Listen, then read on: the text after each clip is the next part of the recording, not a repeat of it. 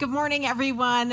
It's great to see you all here. I'm Julia Borston. I'm CNBC's Senior Media and Technology Correspondent, and I'm so thrilled to be here today for a series of conversations with business luminaries about navigating tomorrow's economy at a time when the nation and the world are being transformed by public and private investments in technology, infrastructure, energy, and of course, the workforce. So we're going to start out this morning with a conversation between Larry Fink, the CEO of BlackRock, and Scott Strazik, the CEO of GE Vernova. Then I will be back on stage, so don't go anywhere when they finish up. I'll be back on stage to moderate a conversation with Mary Daly, the president and CEO of the Federal Reserve Bank of San Francisco, and Vimal Kapoor, the CEO of Honeywell.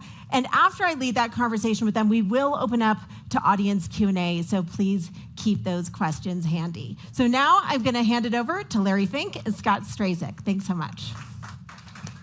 Julia, thank you. And everyone, thanks for being here. What an incredible setting. Larry, thanks for doing this with me. I feel so fortunate to share the stage with you.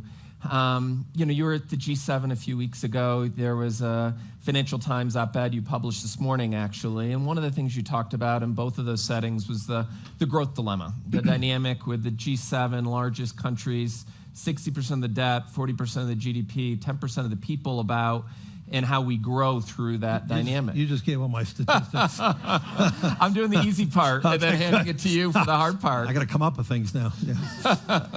But please, can you just talk a little bit about the growth dilemma and how you see that playing forward? Well, let me just start off and say again, it's great to be a part of the Ideas Festival. It is a real great organization that really brings thought providers, thought provokers, and bring it to the people of Aspen. And Aspen's been a very important part of my life, so it's great to be here today and see so many familiar faces.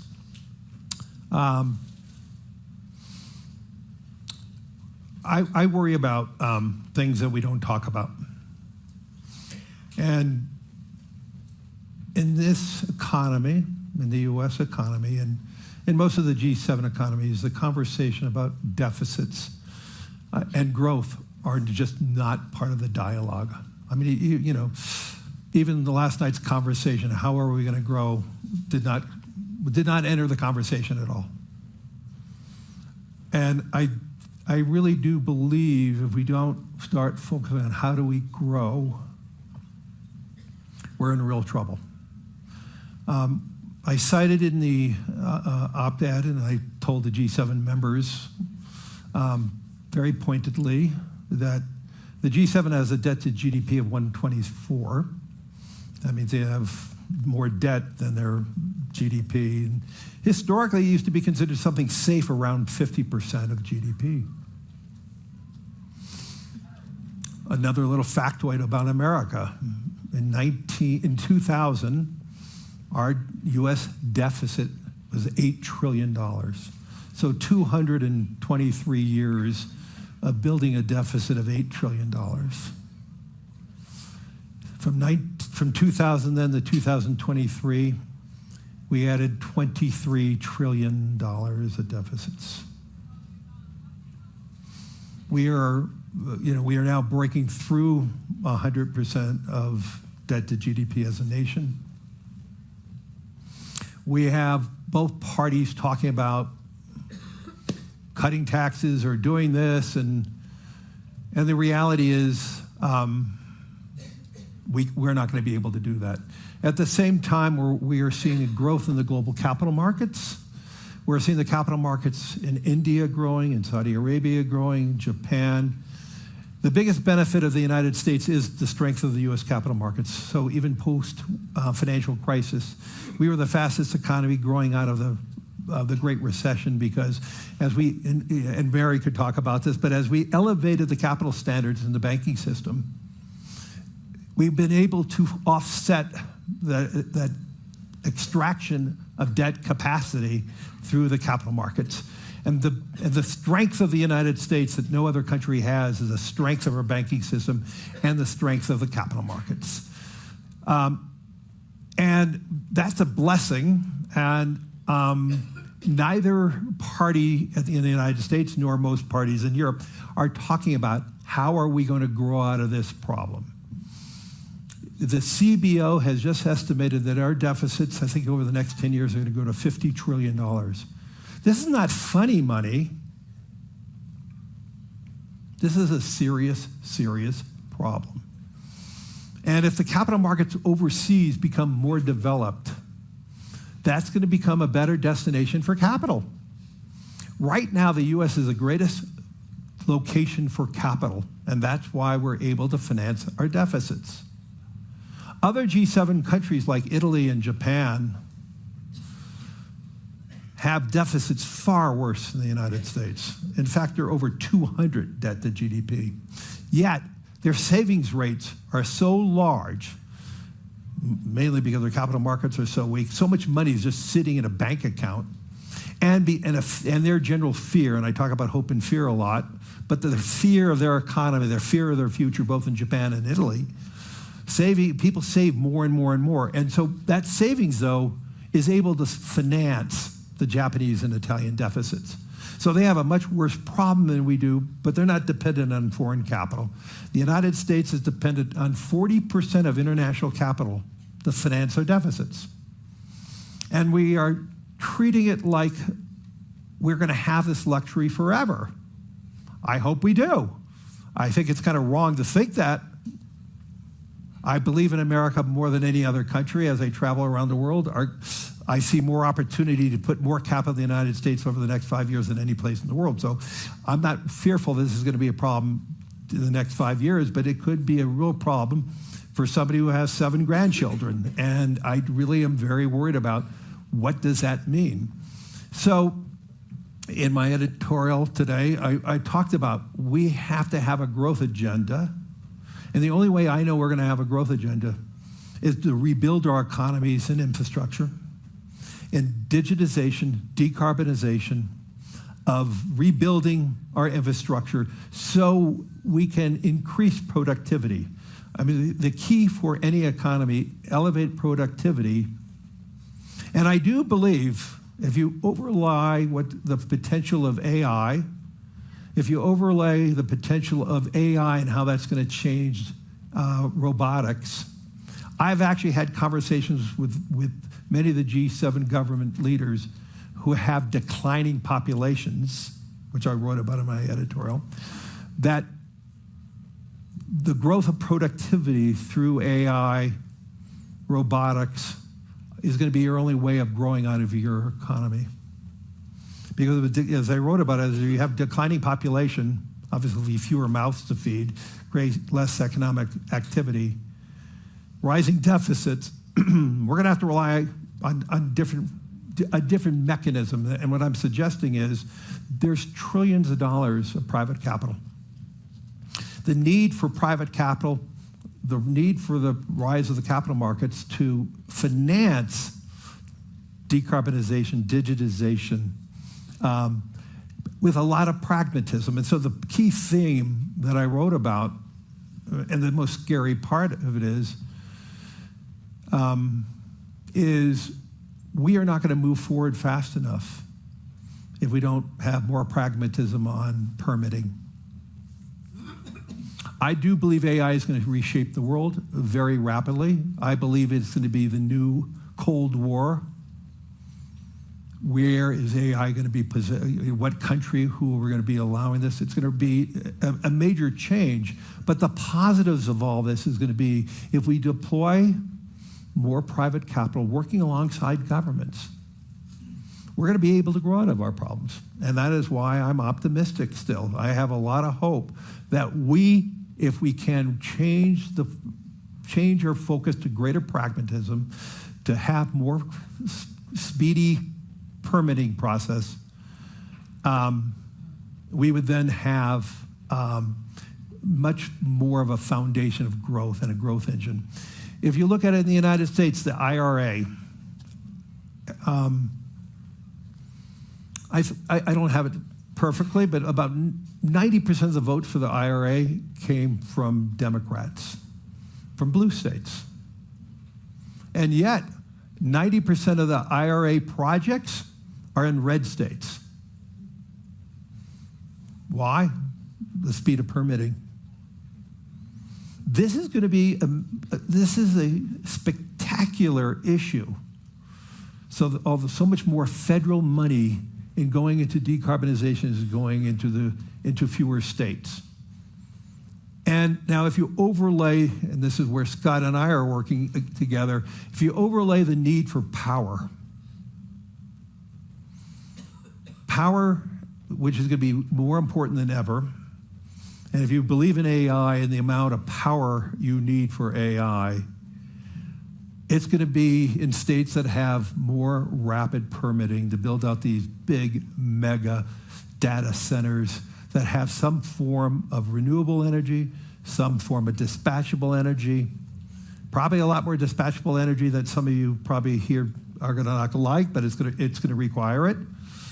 In my view, it's going to mean more and more data centers are going to be populated in Texas and Pennsylvania because they have so much gas in the Permian and the Marcellus. And so all of these things are going to be reshaping how we think about the future. But the key is we need to find ways of growing, and growth is going to be if we have this pragmatism of utilization of more private capital. And this is going to be a great investment, by the way. I mean, the things that we've done already are inflation protected for our clients. They're throwing off returns, let's say low double digits, 12 to 15%. Long duration. How good is that for a retirement plan? And when you have companies that are trading at 15 or 20 or 30 PEs, they can't own these things. But that's where private capital is going to come in. And the reason why they can't own these things is because it drags down their PE. Why do they want to invest in a business that's going to throw off a 12 or 15% return? And that's the beauty of using the private sector markets to capitalize, build this, working alongside our great technology companies. Larry, you hit on this a little bit, but I want to go back to it because I've had the benefit this week of sitting in a few tents like this on artificial intelligence. And when I read the room on the calibration between hope and fear, frankly, I look at the room and see almost more fear than hope. But you've written and talked about it really as a double catalyst, both on the investments that are going to be required and the productivity it'll generate. I mean, anything incremental to kind of illustrate for the room there? Because you outline the hope part of the equation there. Well, let's be clear. A massive change in technology creates a lot of fear. It displaces jobs. It displaces where jobs are. And that's why I just wanted to illuminate the IRA, how that's displacing where new jobs are being created. I mean, the dichotomy of that is just showing where new jobs are being created because of permitting. Look, AI is going to really change our workforce so dramatically. I just saw something yesterday. I was at one of the Aspen Ski Company's things, and I was buying some food. And generally, you have checkout people there. There's no more checkout people now. They have these visual cameras now that you could put, I think I had a chicken plate. So there was no, it was all visualization. So it did not have a code on my chicken. It was pure visualization, what it was. And so to me, that could not have happened until advancements in technology. That had been a minor use of AI, of using visualization cameras, technology to visualize. That's a plate of chicken, and unfortunately, that was $28. But it was impressive, but job loss. Yeah. And so I truly understand. But that increases the productivity of the ski company. But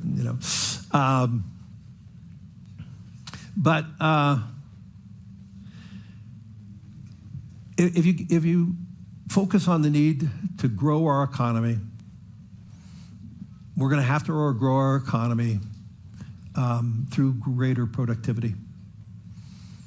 And technology is the engine of increased productivity. And we are an economy, and I'm sure Mary's going to talk about it. I mean, we've had a technological boom for 20 years, and yet we're sitting with a sub 4% unemployment rate. And so technology does change jobs, but over time it creates new jobs. And the problem is that transition, and also there's geographic differences too, so how do you blend that and balance that out? And so I look at all the benefits that technology could be, and there's no question in my mind. The bad players are going to be able to use AI to increase the volume of bad information, misinformation. There's no question about it. And so now what that means is the need of technology to decipher what is good information and bad information is just so much more need of power. I mean, I'm sure all of you are using some form of chat GPT, and I'm sure all you use Bing and Google searches. When you do an AI search, the use of power is multiples of what it costs to do a Google search. And if we're going to start using AI more and more, because the need for power to filter out all that bad information, to come up with 100% accuracy in the outcome, the power need of that is exponential at this moment. And, you know, if you want to have a search that's 90% accurate, that I don't think anyone wants, it requires a lot less power. But if you need a search that is 100% reliable and you're getting not bad information, you're getting the right information, it just requires so much more power. And I don't think most people understand how much more power a ChatGPT search costs versus a simple Google search. And so as we use more and more AI, it's going to create huge opportunities for infrastructure build out of data centers and power sources and all that. Great jobs. But let me also say one thing. This is so powerful for the United States. We do have cheap energy. We do have a lot of land for wind and solar. Places like Europe that does not have domestic power. It's a real problem, a real serious problem. The role of the Middle East only enhances the power that they could provide is going to be enormous. And so and this creates fear because you're going to see the whole landscape changing. Yeah. And the opportunity. And then, you know, I haven't mentioned China. China is right now in the process, I'm told, of building out over 200 gigawatts of power. They are moving very relentlessly on AI. It is, from talking to the people who are a lot smarter than I am on this AI stuff, that they're, in many cases, they're a couple of years away. Some people think they're only months away. But, you know, so they're building this out. They don't have the issue of permitting there. And so this is what I'm trying to say. This is going to be changing the world in so many ways. And this is not a war in Gaza. This is not what happened in Israel. This is not Ukraine and what's going on there. This is going to be a whole new realm. And it's going to change quite a bit in the world to come. But getting back to here, the United States, we're in the most enviable position. Europe does not have one hyperscaler. We do. We have the power. We have the GE Vernovas to provide the power turbines, whether they're wind turbines or gas turbines. We have the land. We have the technology. We have the brains. We now need government and more pragmatism to let it flourish. And we're going to really grow out of it. But I can't say that from other places. Well, and I thought it was compelling in your op-ed, just the reference also to how much of the GDP growth came from the highway build-out over time. And to your point, with the pragmatism needed to permit and drive the interconnection of the electric power system to where it's needed, I mean, that's an incredible opportunity for us from here. And let me be clear, and I'm sure the Federal Reserve is getting worried about it. With more and more needs and power, which we have right now, we've had the luxury of power we've had excess power for 20 years. But if you go down and look at the utility stocks and how much they're rallying right now, we're going to be running out of power if we don't address our power grids, which is a great opportunity for public, private, and infrastructure. But that's going to be one of the limitations if we don't address it. And that's why some states are going to be the big winners that already have, power opportunities. And so it's going to really reshape America in a very vast ways. But we need to be addressing this now. And if we do, this is a great opportunity for our children, our grandchildren to have great jobs, great future. And I truly do believe if we put the trillions of dollars to work, we're going to grow out of our problem, and we won't be as worried about the deficits. That makes total sense. Larry, another dichotomy I felt a little bit this week is to everything you've been framing up with the growth and power, to some extent there have been rooms I've walked through that because of that growth and power, there's been anxiety in our ability to ultimately continue to decarbonize the system in totality. Now, for us, GE Vernova generates about 25% of the world's electricity every day.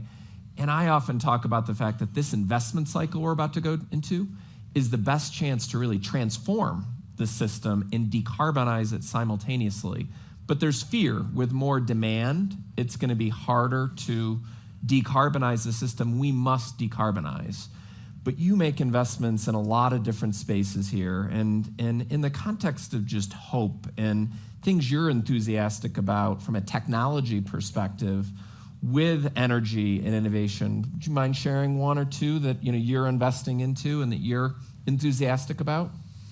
We are the leading nation right now in direct air capture. And that's why I'm a big believer in gas as we decarbonize.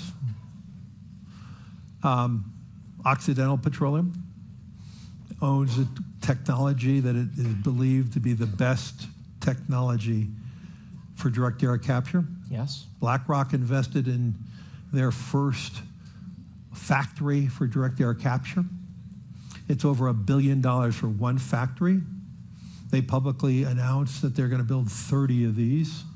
I think as they complete the 30 direct air capture projects, and basically they're just sucking up CO2 in the air and putting the CO2 back into the depleted geologies of the Permian Basin. Pretty remarkable.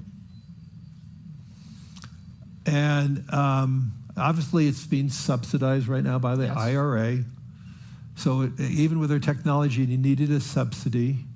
Our hope right now that over the next 9 years, we've developed that better technology that we don't need any subsidies. That's how it's going to work out, and that was the whole design. And that was the brilliance of the IRA, that you had a 10-year pathway to perfect the technology. And so this is why the U.S. is becoming the most advanced nation right now in trying to develop these technologies through the IRA. BlackRock funded this, and we are committed in doing more and more things like this. Again, the BlackRock investors are getting a guaranteed offtake, and our investors are getting about a 12% return. Phenomenal for a lot of pension funds that's inflation protected and all that. So this is the beauty of how can we take retirement assets that can achieve what the objectives that we need for retirement, and then we could have more human beings in the United States having sufficiencies in their retirement to live in dignity. So investing in really fine investments at the same time, working towards the advancements of new technology, decarbonization. But it also means and that it allows us to use gas. And a lot of people in the room may disagree with me for a longer period of time. And that is our belief, that we're going to be using hydrocarbons for the next 50 to 75 years. But if we could do the direct air capture and reduce a lot of those emissions at the same time, develop new technologies, hopefully allowing nuclear, which is scary how long it's going to take for permitting here, and then we could move more rapidly. We're going to get there. And I think the way that you talk about technology, I often talk about in a similar way carbon. Carbon can be scary, but the technology with direct air capture that Larry's framing up, we're just putting back where it came from, right? It's underground right now. We use the better part to create electricity and put the carbon right back in the sink where it came from. And to Larry's earlier point, we also have a lot more of those sinks in the U.S. to put it back right where it was. That gives us a lot of advantage if we make the investments that we can to really harvest the resources we have in the U.S. So it's an exciting dynamic. Other areas of, in a complicated period of time, Larry, hope.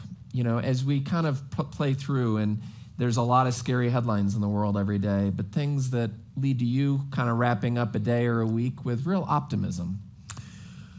Well, I get optimistic reading the horrors of the newspapers. Getting back to my framing of the beginning of our conversation, I get frightened of things we don't read in newspapers. I actually believe we do a really good job of solving most problems.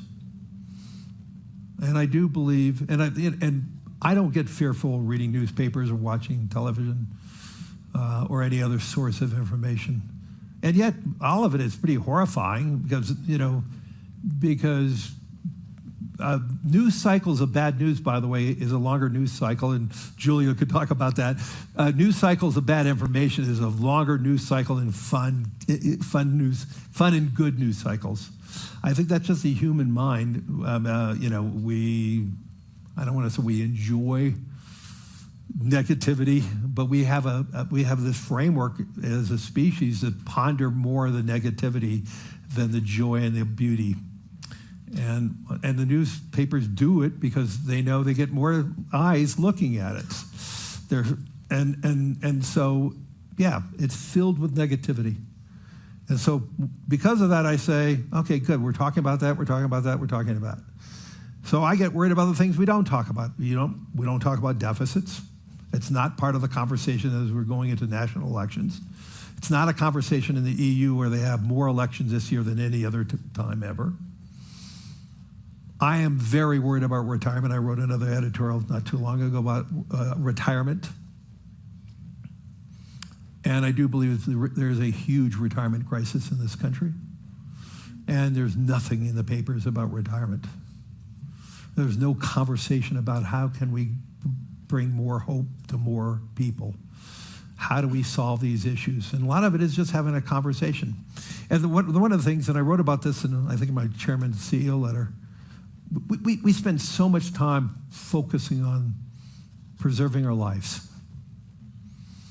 And the medical breakthroughs are just dramatic. These GLPs are going to be changing humanity. I mean, who would have thought a diabetes drug that obviously changes weight in so many people, but in the most recent studies, it changes heart disease, it lowers kidney disease.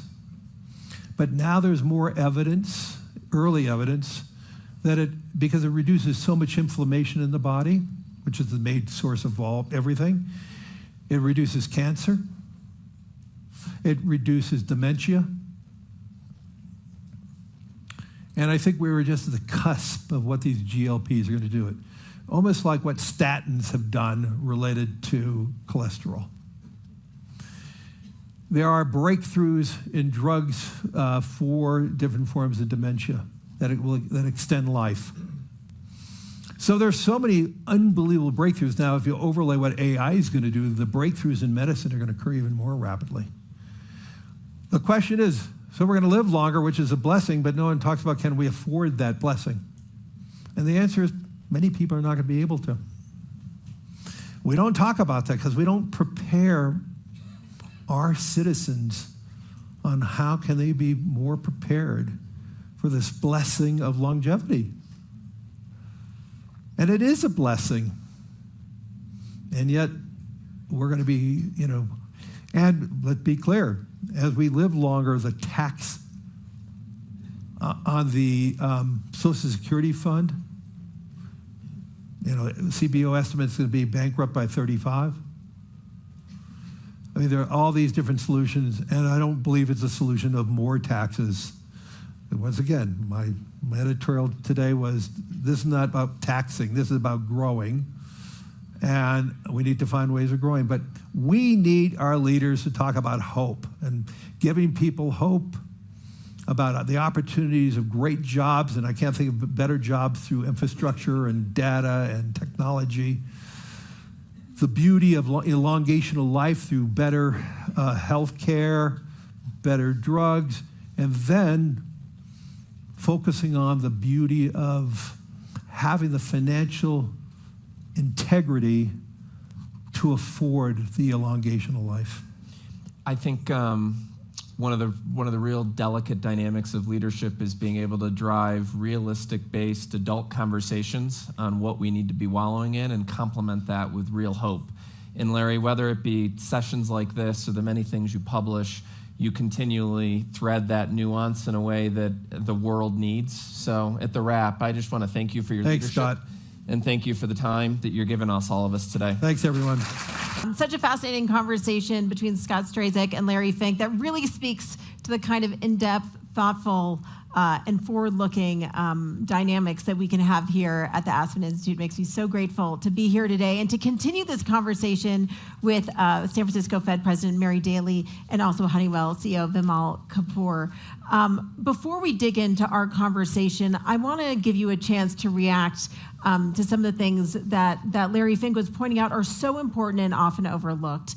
And I want to start off on this question of the debt to GDP ratio and these deficits and what it's going to take to address that. Mary, let's start with you. Okay, so, the first I have to tell everyone, well, thank you for coming out. But second, the Federal Reserve doesn't make policy on this. We have a very narrow mandate, full employment, price stability. But we all live in our country, and of course, debt to GDP is an issue. One of the things that we know is that you have to be able to pay for the future you want. And that's going to take increases in workforce. Larry talked a lot about retirement and other things, retirement security, but also how we interact with work as we age. The second thing, though, is productivity. When I look at those equations, it really is only hope and investment that get us there. So I think the main thing I can say is events like this, putting our resources together and thinking, how do we leave the country and the economy better for the next generation than we found it. We are not there yet, so lots of work to do. Vimal? I would say Larry's point on decarbonization and digitization as an opportunity for U.S. is underwhelming for many people's mind. It is literally our century. And if we don't really collaborate both in terms of policy and how do we really take it forward, it's ours to lose. I mean, literally, in terms of the skill sets we have, tech companies we have, capabilities we have in terms of new decarbonization technology, it's a massive opportunity, and I truly believe in that. Massive opportunity and such a fascinating time. I mean, to hear that conversation and to think about what we're going to talk about involving American workforce and the impact of AI and technology, there's so much uncertainty right now. Mm-hmm. Geopolitical uncertainty, there's uncertainty about the next presidential election and the next administration, and also uncertainty about AI and how fast that technological innovation is going to continue to come. Given all of those uncertainties, I want to start in a sort of big picture perspective of how you're approaching leadership and long-term decision-making when we don't know what the world is going to look like in a couple of years. Mary, how do you think about it? Well, I think about it as the world's always uncertain. I mean, we might feel more comfortable in different parts of time than others, but it's, I'm looking out in the audience, I'm sure all of you have lived through other periods of uncertainty, and if you read history, you know that there's many times like that. I think that there's a little mantra that I have. You can get nervous, you can get busy. I approach uncertainty by getting busy. I don't have to know all the answers, but I know the core things, the next steps that we will need to take to do what is necessary for the country. So in monetary policy, it's getting inflation and full employment, getting low inflation and full employment. But in a general sense, it's investing in ourselves, our workforce, investing in technology, not fearing it, but embracing it, figuring out how to put guardrails around it so that it works for us as opposed to we're working for it. Those are all the ingredients. And I don't think we should be daunted by uncertainty as much as focused by uncertainty. Yeah, Vimal, in your perspective as a leader of a multinational corporation, 95,000 employees all around the world, how are you thinking about your leadership in this time? I would say that, I always tell my team that our generation has to deal with far higher uncertainty. The timing between 2000 to 2020 was very stable. The world was generally peaceful, globalization was rising, interest rates were stable, and after COVID, everything changed. And it's literally that how we evolve our management system to do risk management in a more sophisticated manner is a new normal. We dealt with COVID in 2020. We dealt with massive chip shortages in 2021. We dealt with high inflation in 2022. So we keep dealing with things which are unnatural relative to the past cycle. So essentially, our management systems have evolved to deal with it. Because if we don't, we won't be able to add value for our customers and our shareholders. And that's a new normal. And we have learned how to operate in this new normal. Mary, you said this morning on CNBC's Squawk Box in an interview with my colleague Andrew Ross Sorkin that you're a student of history. I am. And so give us your perspective on how different this phase of innovation is or is not from past technological revolutions. Well, when I look at the potential that generative AI in particular has, but AI, then it really looks like it's possible for it to be what we call a general purpose technology. So think of electrification, the steam engine. Those are things that changed the way we did everything, not just a few things. But we're not there yet. We're in the early stages, so we can be hopeful about what it can bring. And I feel like, and Larry said, I feel it's going to be, or I think it's going to be transformative. The more I talk to people, the more I get that sense that everybody feels it's going to be transformative. But right now, people are moving back and forth between what I call the utopian and dystopian views, the hope and fear, I think Scott said. And really, it's about how do we harness that and how do we think about how we make it transformative? Because we could use some transformation if we're going to grow in a way that solves this debt to GDP, but also just, wouldn't it be terrific if we could grow it 3%, 3.5% like we used to, as opposed to 1.8%, which is the estimate of the nation and the global economy if we don't solve either productivity or workforce. And just to define our terms, the utopian, dystopian, what are those two versions that we're talking about? So if you've been attending things, you've probably heard this in different panels you've attended, which is the utopian is this will transform everything and we just have to let it happen, that everything's going to be better. And the dystopian is many things are going to be worse. Inequality will be worse, false information will be worse, the ability to discern, opportunities will be worse, and those things are on the ends. One thing that Larry said that I'll just pull the thread on a little bit is that in the history of technologies, any technology, we have never reduced employment on net. But it does change where employment is located and who is able to get it. And so one of the things that I'm looking forward to with AI is it can shorten the duration. It can change the tasks we do, eliminate some, augment others, and create other opportunities. Ultimately, those choices are up to us. So I don't have those utopian and dystopian are really the worst case scenario and the best case scenario, but it really is the middle where history generally guides us, and I don't think this will be any different. Yeah, and so Vimal, talk to us about how you are currently deploying AI and how you see it impacting your 95,000 employees. So for us, I think one thing about AI which is not talked enough is that how this is a solution for skill shortage. Larry talked about, we don't want to talk about retirement, and I think we also don't want to talk about skill shortage in the US and industrial world. And I'll give a live example. Aerospace is one of the largest segments in Honeywell. For 3 years now, we are not able to support the products to our customer, which are Boeing and Airbus, OEMs like that, because we don't have enough people to make the parts which we need to supply. And what happened essentially was the COVID, a lot of people were laid off due to downturn in aerospace and in air travel. And as we are ramping back capacity, not enough people are willing to come to these kind of jobs, or they have moved on and they retired it. And to me, AI is a tool now to reskill people or upskill people depending on the situation. And we in Honeywell are really using this tool extensively. So the new word is going to be where existing workers have new job opportunities.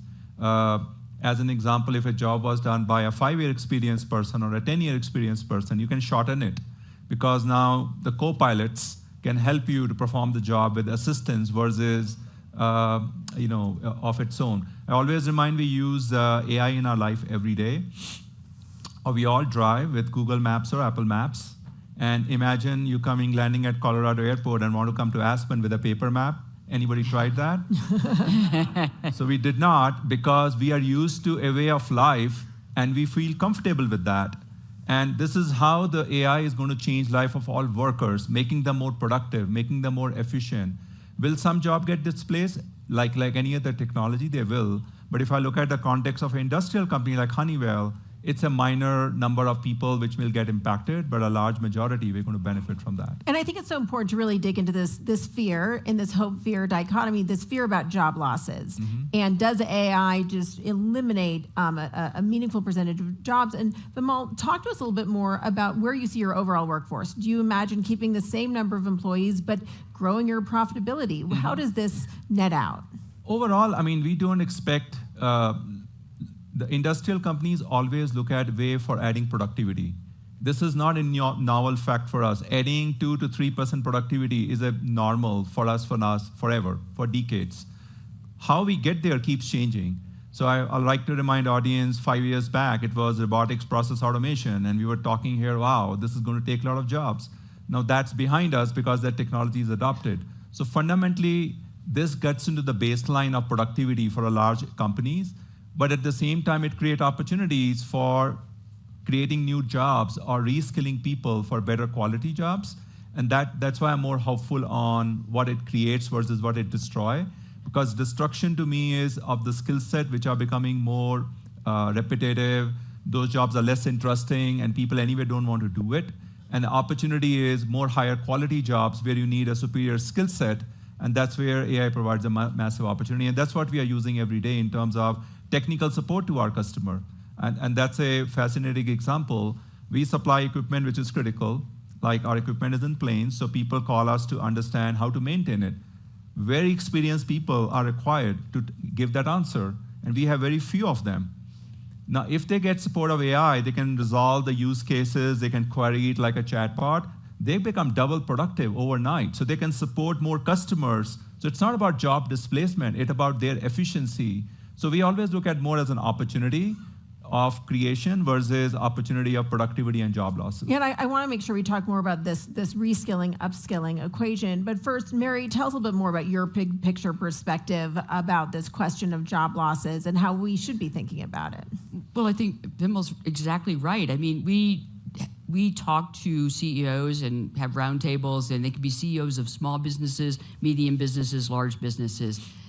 The truth is, businesses are already using this. Not just Honeywell, who's going to lead the charge, or lead the curve, but many businesses in our nation, retail businesses, flower shops, machine shops, architects. What we're hearing and what they're doing is they're doing exactly what Honeywell's doing. They are finding tasks. They're constrained. They can't grow fast enough because they can't find workers. So they're using AI, and it could be still RPA or machine learning and generative AI, to take some of the less interesting tasks, the more routinized and repetitive. They take those away, and then they get their people to do more interesting things. So can I give you an example, because I think it'll really help. We talked to a company, they're a privately held retail company, and they have copywriters. They have a whole team of copywriters. Those copywriters are responsible they have over 100,000 products that they sell. So many of their products are tiny. Think of a little tiny screw that replaces a screw that went to the thing that you bought 10 years ago. They also have very high-end products that are cool to buy. That's where all their margin is. Everybody wants them. They had copywriters writing about screws because they have to write a unique description of all these items for the web so that their customers can shop online. Nobody wanted to write about screws.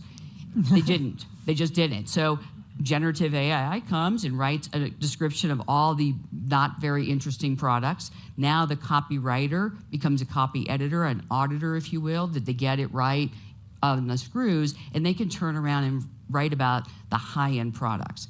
Importantly, this CEO told us employee satisfaction in the firm was falling because they were doing these very boring jobs, and they were stressed, and they were like, oh my gosh, and they didn't have enough people because you couldn't find enough people.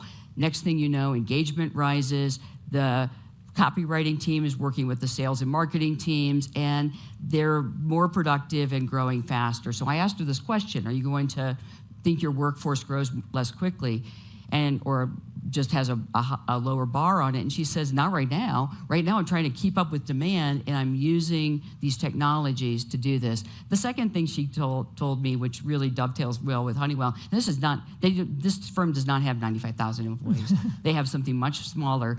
And what she said is, look, Mary, technology's been with us all the time. We're always dealing with this. And people know, but when ChatGPT came out, everyone had a moment.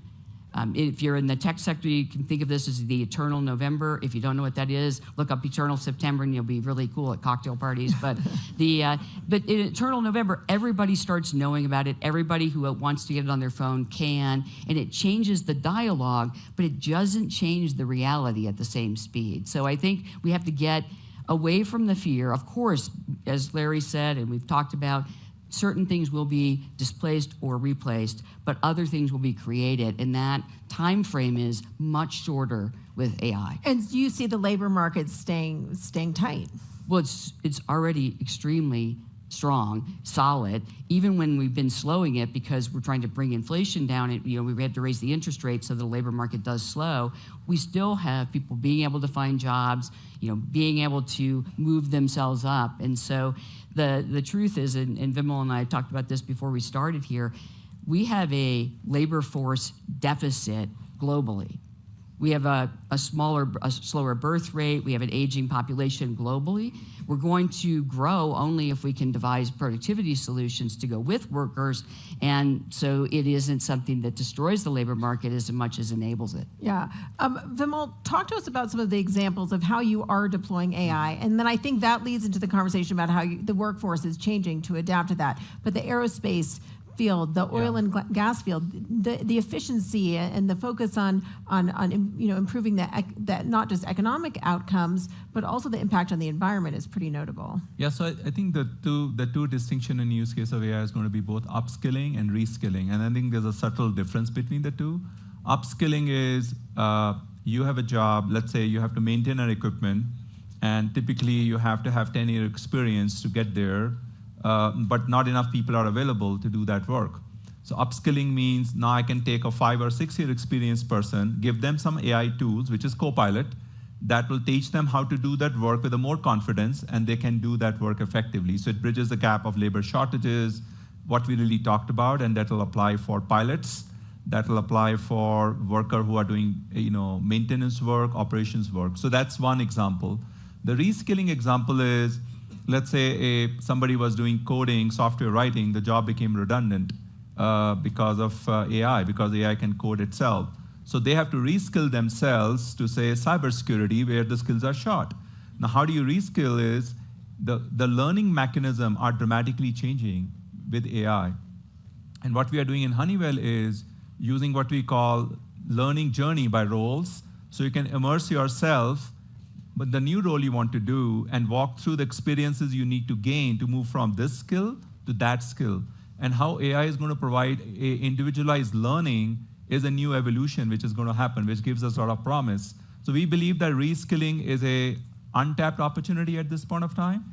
That's going to open up more and more, but upskilling is happening here and now, but they both are going to play in the future economy. One thing we talked about ahead of time is this idea that the sort of entry-level jobs are going to be the ones that are replaced, which raises questions about how do you onboard new people without giving them that entry-level experience? Yeah. How do you solve that? So to me, one thing which I think about is that how we all grew up, people like me, in the late-stage career, we grew through front-end job. We did something which was more easier, then we did slightly harder jobs, and then we kept moving up.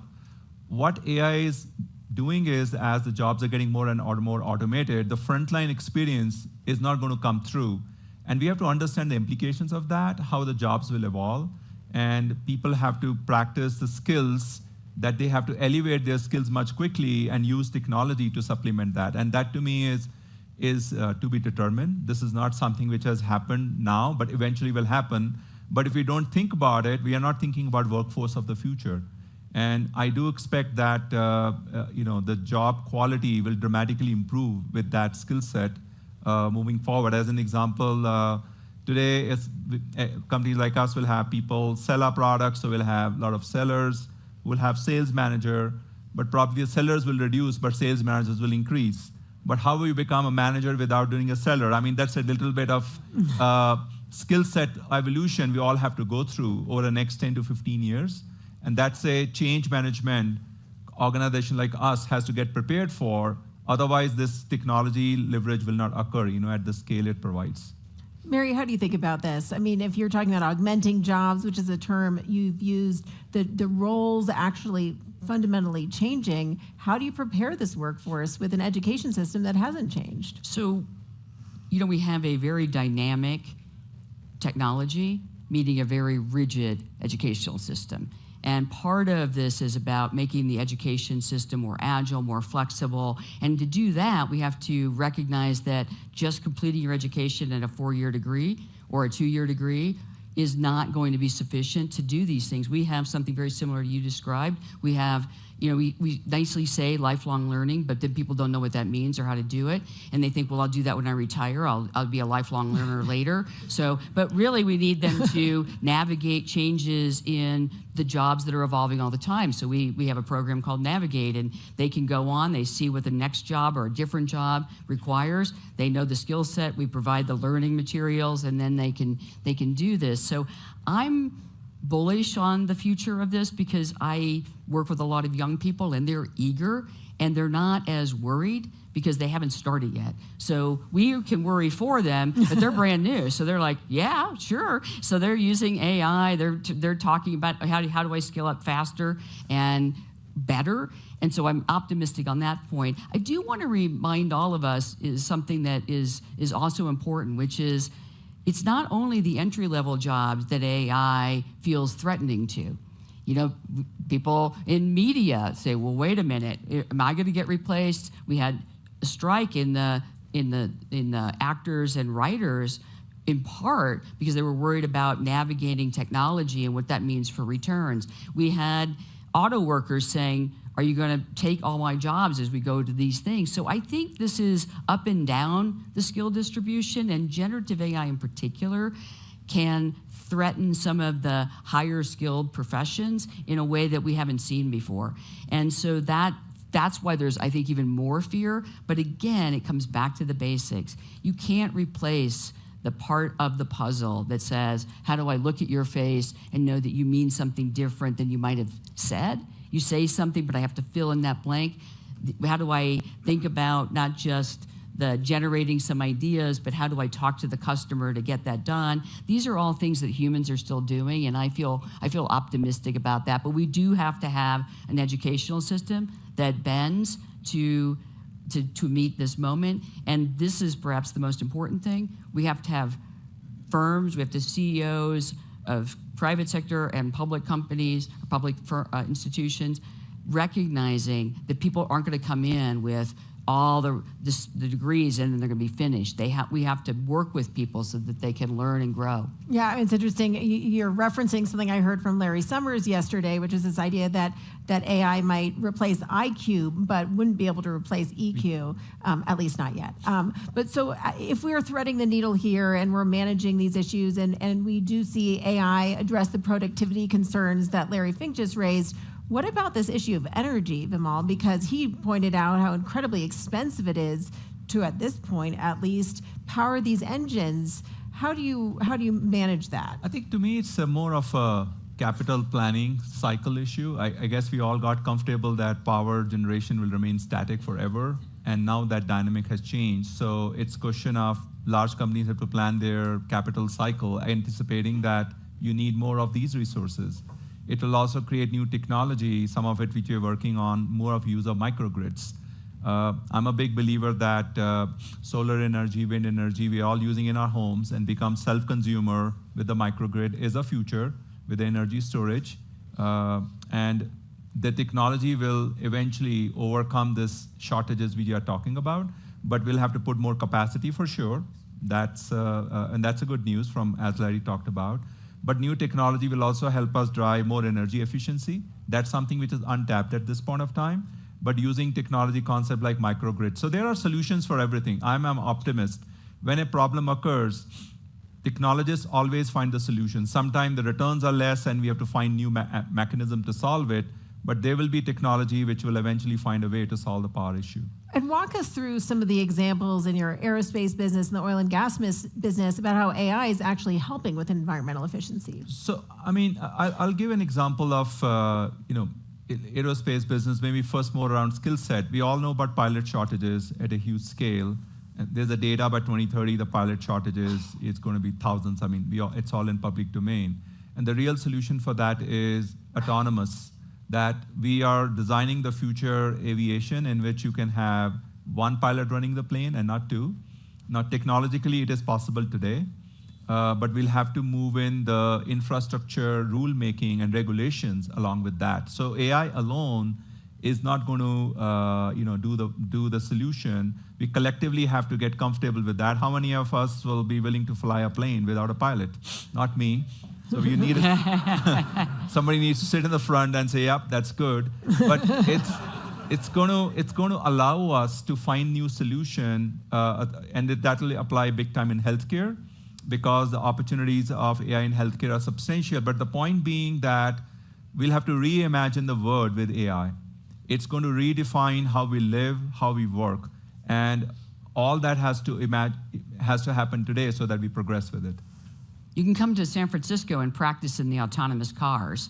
So we have autonomous vehicles, and you're free to come to San Francisco and practice before you get on the plane. Yeah, by the way, Waymo is now driving around Los Angeles as well, which is fascinating. It is. It's interesting. If you've not done it and you have an opportunity, I definitely would do it. It's not as scary as it might seem when we just imagine it. But the main point is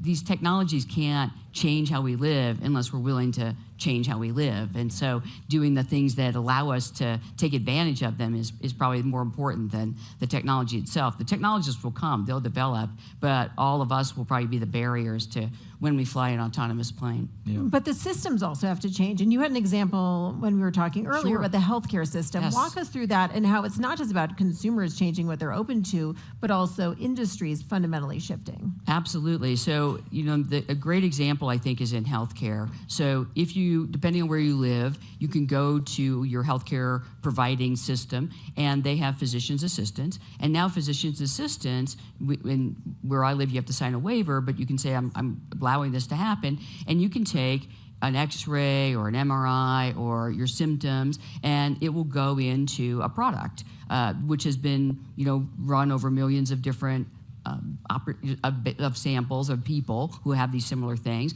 And the physician's assistant will get, here's 3 possibilities, ask the patient these questions to determine which one it is, and they can use this to triage. So that if you need, say you do something to your leg, it's not broken, you can say, oh, you need physical therapy, and if it continues to bother you after physical therapy, you can come back to the doctor. But the systems we have in place, the regulatory environment and the consumer acceptance, still has oftentimes this technology and this ability not doing what it can do, because they get you through, then you say, okay, we'll get the doctor, then the doctor could say the same thing, or the concern is always they'd say something different, but that's a regulatory structure from a period of time when we didn't have this skilling up that can be done with the PAs because they have access. And I think of that as, wow, if we would do that, well, then we can make access to healthcare faster, better, less expensive, and that will help many people. But the barriers are the technology is there, it's the regulatory environment and just the rules about who can treat what and how we can do that. Now, I know as you're sitting in this audience, you're probably thinking, but there's a lot of risk. There is risk, but it's not risk we can't audit around at this point. We're not using it to treat everything or diagnose everything, but some basic things we could do are still not allowed because of that environment. So it's about changing the world we live in and how we react to it and how we regulate it as much as the technology. 10 years from now, if you come back to one of these and the technology has not done what we hoped for, it won't be the technology. I'm bullish on the technology. It'll be how we did it, how we developed it, what we used it for. Well, speaking of the regulatory environment, and I know you don't want to talk politics, but how do you see the presidential election and the outcome potentially impacting all of these factors? You're asking Vimal, right? Yes, asking Vimal. So, look, a business like us is, we thankfully are more immune to any large political system changes. Our businesses are more based on value propositions. However, we are not averse to the fact that change in administration can change economic policy. So what we really worry about is any massive shift, for example, significant change in tariffs changes the whole economic system, and that will impact companies like us at a larger scale. So we don't worry at a specific sectors we serve, but we worry more about both positives that can happen with the change, or negative which may occur due to the policy change.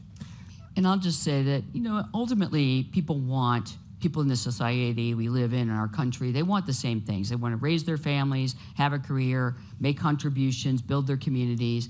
And whether we're talking about technology or energy or growing, we want to be able to do that unconstrained by just feeling blocked by things. And so I think that this is a technology that is going to gain social movement from people. I mean, my employees, they all have it on their phone. We can't use it in it's all ring fenced, so just be reassured. Completely ring fenced. We're not using it outside in any way that would be something that would affect our work. But they all have it on their phones, and they're using it in their personal lives, managing their calendar, learning, studying. And so it's there. And I think when you put power into people's hands and you put power into entrepreneurs' hands, firms' hands, then we just naturally see it evolve. And the question is, how will it evolve? Will it evolve well? Well, that'll be up to people in this room as well as everyone else in the country. And also the importance of companies really embracing the potential as opposed to shying away from the risks. Yeah, if you're afraid, I always say in these kinds of conversations, we don't want to be Luddites. Luddites said, no technology. It's a very much better place to say, how will we use the technology? What are we thinking about it? Doing it well as opposed to not doing it, because eventually we do it. So I want to be all of us to be part of the conversation of how to do it well. And before we open up to Q&A, just a final thought to you. You're not concerned about the risks. You just see upside? It's an upside for us. I think we have to put right regulation for misuse of AI. I think that's the right conversation to have. But I believe it's a great opportunity for industrial world to grow using the right tool set it provides. And what we really have to be proactive is change management. Are we ready to adopt this change and the job changes discussions we had? But I'm absolutely optimistic on the value creation it's going to provide. So with that note, we will open up to Q&A. And I see we have several questions. Why don't we go to one right here in the front? And going back to what Larry Fink was talking about in terms of dealing with the national debt, at least here in the United States, and relying on growth and productivity, what are the effects of concentration of wealth at the individual level and concentration of, say, market power and ownership at the corporate level to achieving those goals? I mean, from our perspective, everything we do, we compete across the world for our products. So we don't have that, situation in which we have concentration of our products, so I can't offer you anything specific in addition to that. We compete every day. We fight for every dollar we have to earn, and that's how we are really constituted as a company. When you think about, I'll add, when you think about what the Federal Reserve does, our dual mandate goals of full employment and price stability aid a long and sustained expansion. And what you see over time is that long and sustained expansions bring people in. And when people are brought in, gaps close between consumption and income. And eventually, when we looked at the last expansion, which was one of the longest in history before COVID hit, wealth gaps started to close. Those are all things that matter for the economy, and that's how the Federal Reserve participates in this. There was another question right here. Yes, you mentioned that our educational system, you mentioned that our educational system will need to bend to the new world. Could you talk about some innovative ideas of what you think we should be thinking about and doing? Absolutely, and I can offer you some examples. So one of the things that we do is, if you don't know what a regional Fed president does, I'll say that one of the things we do is we do a lot of talking to CEOs and researchers and university presidents and community groups to think about how are they living in the economy? And in doing that, you hear some really cool examples. So I have the 9 states in the western United States, including Idaho, Arizona, Nevada, and Utah. And they've long had a challenge with having rural populations that don't get to partake in some of the benefits that the city populations do. So universities in those areas, whether they're community colleges or four-year schools, are starting to do what they call divisible education. And Utah Valley University, I'm just going to shout it out, is a really great example. I gave the commencement speech there, and I was speaking to people who are graduating with a 6-month certificate and a 4-year degree or a master's degree. So what does that do? What that does is it says,